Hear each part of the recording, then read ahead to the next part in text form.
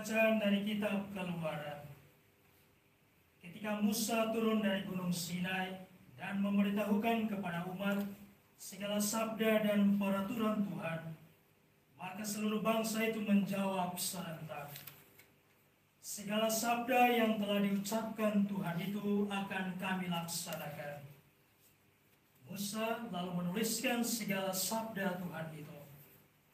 Keesokan harinya, pagi-pagi, didirikannya mezbah di kaki gunung itu dengan 12 tugu sesuai dengan ke-12 suku Israel. Kemudian disuruhnyalah beberapa pemuda Israel mempersembahkan kurban bakaran dan menyembelih lembu-lembu jantan sebagai kurban keselamatan kepada Tuhan. Sesudah itu, Musa mengambil darahnya sebagian, lalu ditaruhnya ke dalam pasu. Sebagian lagi darah itu dituangkannya di atas mezbah.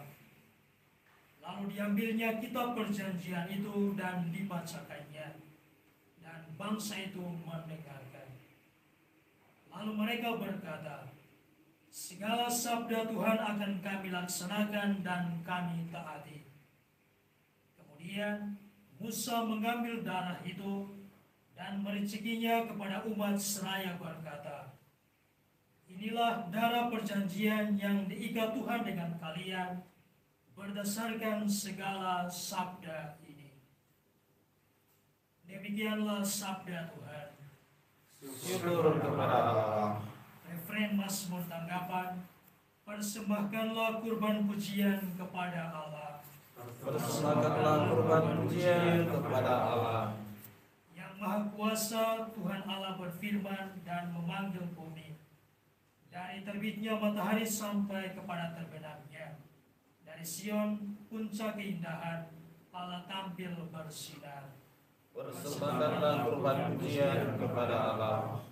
Bawalah kemari orang-orang yang kukasihi, yang mengikat perjanjian dengan daku, perjanjian yang dikukuhkan dengan kurban sembelihan. Maka langit memberitakan keadilannya, Allah sendirilah hakim. Persembahkanlah kurban pujian kepada Allah. Persembahkanlah syukur sebagai kurban kepada Allah, dan bayarlah nasarmu kepada Yang Maha Tinggi. Berserulah kepadaku pada waktu kesesakan, maka aku akan meluputkan engkau, dan engkau akan memuliakan daku. Persembahkanlah kurban pujian kepada Allah. Bait pengantar Injil. Haleluya, haleluya, haleluya, haleluya, haleluya, haleluya. Haleluya, haleluya, haleluya, haleluya, haleluya, haleluya. Terimalah dengan lemah lembut sabda yang tertanam dalam hatimu, yang mempunyai, yang mampu menyelamatkan jiwamu. Haleluya, haleluya, haleluya, haleluya, haleluya, haleluya. Tuhan sertamu. Dan sertamu juga. Inilah Injil Yesus Kristus menurut Santo Matius. Dimuliakanlah Tuhan. Pada suatu hari, Yesus membentangkan suatu perumpamaan kepada orang banyak. Hal kerajaan surga itu seumpama orang yang menaburkan benih baik di ladangnya. Tetapi pada waktu semua orang tidur, datanglah musuhnya, menaburkan benih lalang di antara gandum itu, lalu pergi. Ketika gandum tumbuh dan mulai berbulir, nampak jugalah lalang itu. Maka datanglah hamba-hamba Tuhan ladang itu dan berkata kepadanya, Tuhan, bukankah benih baik yang Tuhan taburkan di dalam ladang Tuhan? dari manakah lalang itu? Jawab Tuhan itu, seorang musuh yang melakukannya. Lalu berkatalah para hamba itu, maukah Tuhan supaya kami pergi mencabuti lalang itu? Tapi ia menjawab, jangan, sebab mungkin gandum itu ikut tercabut pada waktu kalian mencabut lalangnya. Biarkanlah keduanya tumbuh bersama sampai waktu menuai tiba. Pada waktu itu aku akan berkata kepada para penuai, kumpulkanlah dahulu lalang itu dan ikatlah berberkas-berkas untuk dibakar. Kemudian kumpullah gandumnya ke dalam lumbungku. Demikianlah Injil Tuhan.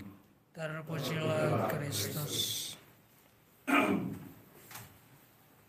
Konfrater, saudara-saudara yang terkasih dalam Tuhan kita Yesus Kristus.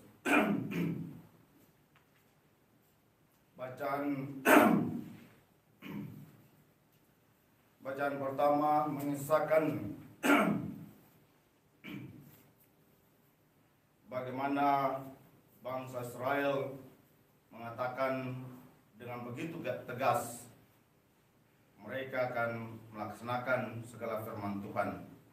Segala sabda Tuhan akan kami laksanakan dan kami taati.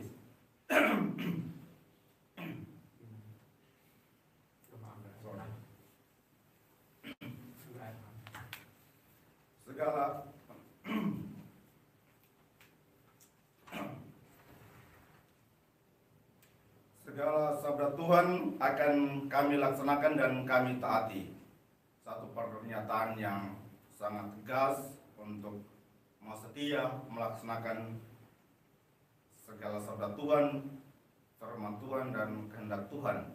Bukan sekedar dengan kata-kata, tetapi janji itu disertai dengan rezeki anak domba sebagai pengikat perjanjian. Darah anak domba sebagai pengikat perjanjian, sehingga dilihat sebagai suatu tekad yang tegas, sesuatu tekad yang mendalam untuk melaksanakan itu.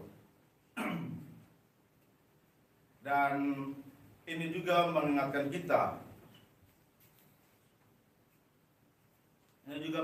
kita untuk segala janji kita kepada Tuhan, bahwa kita juga berjanji untuk setia melaksanakan kehendak Tuhan. Kita sebagai seorang imam juga diingatkan bahwa ada janji kita untuk selalu setia melaksanakan janji-janji imamat kita. Juga diakon, calon imam, dan juga dalam kehidupan berkeluarga, ada yang para keluarga juga berjanji untuk setia melaksanakan janji-janji pernikahan mereka. Juga dalam tugas-tugas karya di tengah masyarakat, ada janji-janji sebagai seorang ASN, janji untuk jabatan-jabatan tertentu, setia dalam tugas dan pelayanan yang diembankan kepada setiap kita, dan lain sebagainya. Ada niat yang sungguh untuk setia berjalan sesuai dengan aturan, sesuai dengan kehendak Tuhan. Bacaan Injil mengingatkan kita bahwa tidak semudah kita mengucap janji itu, bahwa dalam kehidupan berupaya melaksanakan sabda Tuhan, kehendak Tuhan, janji-janji baik, tak semudah itu. Ada saja si jahat, pihak-pihak tertentu datang untuk mengganggu. Inilah yang antara lain dilukiskan dalam bacaan Injil, bahwa Tuhan dan lewat kita bersama-sama menaburkan yang baik ke dalam hidup, menaburkan gandum yang baik, tetapi toh ada si jahat datang menaburkan lalang untuk mengganggu janji-janji kita, keinginan-keinginan kita, atau hal-hal baik itu dalam kehidupan kita. Hari ini kita diajak untuk berefleksi lagi, sudah sejauh mana kita bertahan dalam menjalankan janji-janji kita, sambil juga kita diingatkan bahwa ada hal-hal lain yang datang mengganggu kita untuk tidak setia. Dalam bacaan Injil juga dikatakan ada strategi yang mau diupayakan untuk mengatasi lalang itu. Ada yang berusaha untuk datang mencabut lalang itu supaya tidak hidup bersama-sama dengan gandum. Tetapi Tuhan mengatakan strategi yang baik, biarkan, dan supaya kalau cabut nanti bisa saja gandum itu ikut tercabut.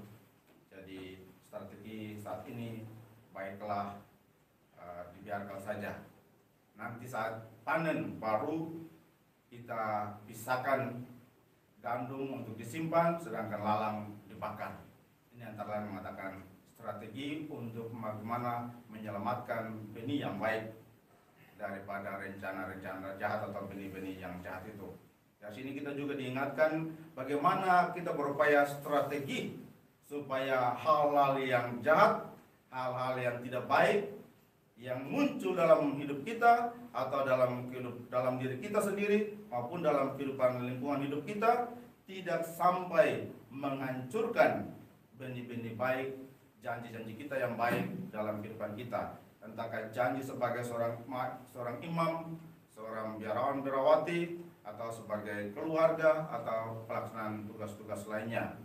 Bagaimana kita berpikir strategi yang baik untuk menyelamatkan janji kita yang baik itu. Kita berdoa supaya kasih karunia senantiasa menyertai kita, seperti yang diungkapkan oleh Rasul Paulus, yakni kasih karuniaku cukup bagimu. Ketika Paulus mengeluh ada tantangan-tantangan, ada iblis jahat yang hadir dalam hidupnya, Tuhan mengatakan kasih karuniaku cukup bagimu untuk menguatkan engkau dalam tugas-tugas itu, menghadapi tantangan-tantangan itu. Semoga kita juga tetap, walaupun ada tantangan, kita boleh tetap berpikir strategi yang bagaimana untuk bisa tetap bertahan dalam hidup kita, bukannya putus asa dan melepaskan janji-janji kita itu. Kita lihat juga ada banyak tantangan selain kita para imam, ada kegagalan-kegagalan atau ada masalah-masalah juga di dalam kehidupan keluarga, ada persoalan-persoalan masalah ada keluarga, tetapi orang yang mau setia bertahan pasti Tuhan akan mau menolong. Semoga demikian. Amin.